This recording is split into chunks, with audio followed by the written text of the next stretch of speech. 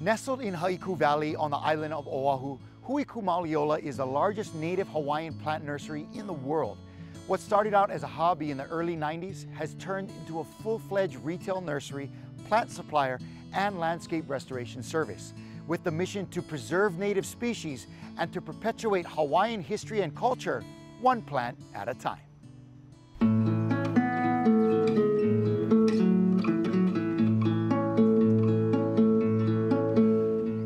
Aloha, my name is Rick Barboza. I am the co-owner of Hui Kū Maoli Ola, which is a Native Hawaiian plant nursery and landscaping company. Me and my business partner, Schirman, we started the company back in 1999, but we've been growing native plants since we were in college, probably from around 97. And the whole point of us getting involved with it was, we were kind of taking back that all of the plants that we kind of grew up with that we thought were Hawaiian weren't Hawaiian. So all of the puakenikenis and the plumerias and the pikakes and the red gingers and the avapuhi melemeles, all of those plants that we grew up with aren't native to Hawaii. They're not even Polynesian introduced. They're all recently introduced plants that in some cases, some of them actually have become invasive species. Once we realized what wasn't Hawaiian, then we kind of wanted to know what was Hawaiian and why aren't these plants available for people to purchase? And why is it so hard to find these plants in the wild? And the more that we learned, the more we realized, like, oh my gosh, something needs to be done.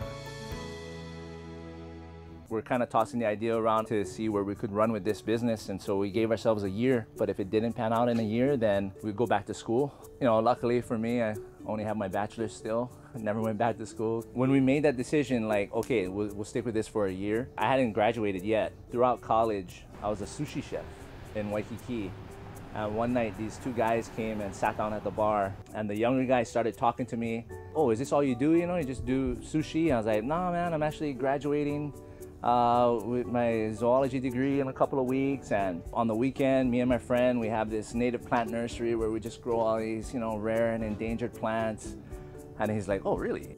And he's like, oh, you guys interested in selling those plants? And I was like, oh yeah, sure, but thinking that, some guy from Ohio or wherever he's from wants to take back a couple of plants, back home with him.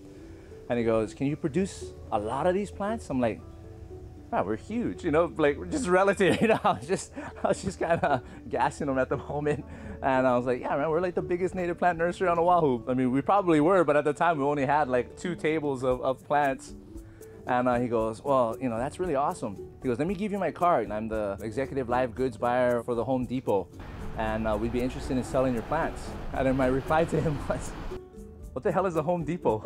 Because they were there building the first Home Depot, and I didn't know what Home Depot was, And so he's like, oh, it's this huge retail place. I'm like, yeah, okay, whatever. So I take his card. I kind of forgot about it. And then 2 weeks later, I'm digging through my wallet and I find his card. I'm like, hey, we should go check out this Home Depot place and see what it's about, And so we pull up to the first location in Hawaii, which is in Iwilei.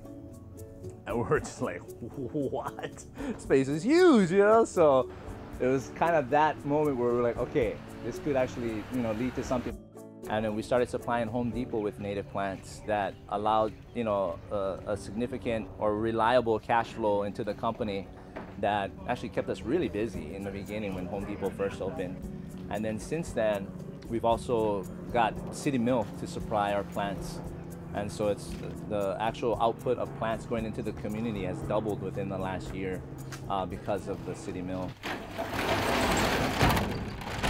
My name's Abby Snyder, and I'm a plant nursery worker. I also got trained to be a driver, so I now do regular deliveries, and we deliver to Home Depots and City Mills on island. And that's great because we get to put out educational signs about the plants too. So that's one way that we're able to share the knowledge that we have here and might talk with each other. We get to share that knowledge with the general public now. So I love being able to do that, and when I'm putting out plants, people will stop me and ask, oh, is this certain hibiscus native? Is this the one that smells really good? Is that the one that smells like trash? So we get to talk a little bit about what plants do what and how they can also grow them in their own yards.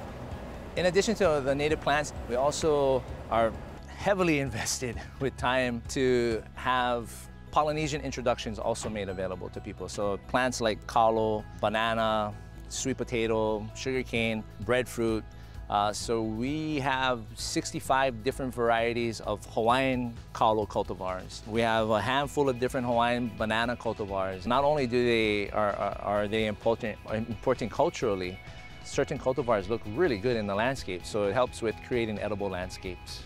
We've scaled up the company. We originally started in Waimanalo, and then we moved here in 2005-ish.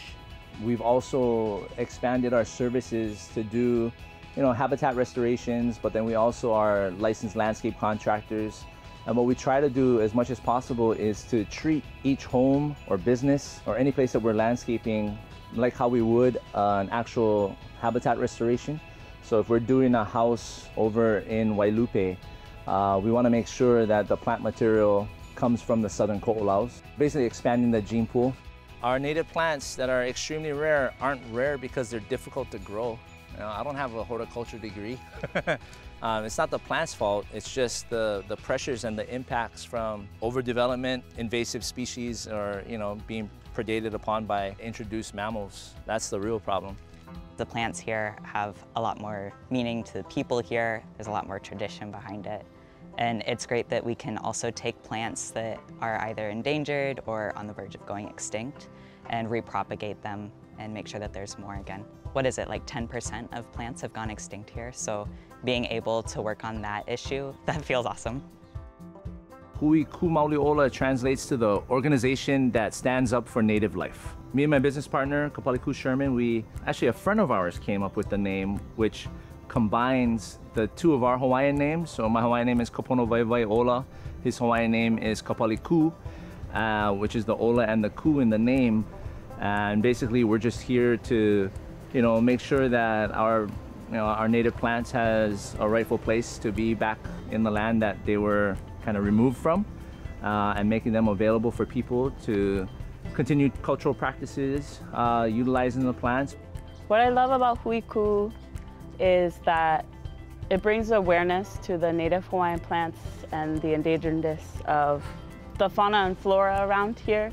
And in a way, this place really helps for people to understand that don't understand that 80% of the fauna and flora that we have here are invasive species and not native. So it's really important that we have this place and bring it back to life. This right here is Ho'ava, and Ho'ava is in the genus Pittosporum, and in the landscape industry, they've used Pittosporum from all over the world in Hawaii's landscapes for a long time. But we have over 10 different species of Pittosporum that's native to Hawaii. And so what we want to do is try to make these plants available. And what's cool about this one is that it provided the food source, or it's one of the favorite foods of our native crow, which is the alala. What'll happen is this seed capsule, this fruit, will open up. So it's kind of like a showcase to the birds, like, hey, come eat these seeds, and then disperse the seeds everywhere. And the alala, or the Hawaiian crow, was one of those birds that fed upon this, but it was also a seed disperser for the plant. I didn't expect those guys to be ready at this point, but they look good. Yeah, they're hard and everything. Cool, I might actually try and experiment with these to see if I can get them to germinate faster, because sometimes it takes over a year for the seeds to germinate. But yeah, I'll put this guy, keep this guy over here. Come back for him later.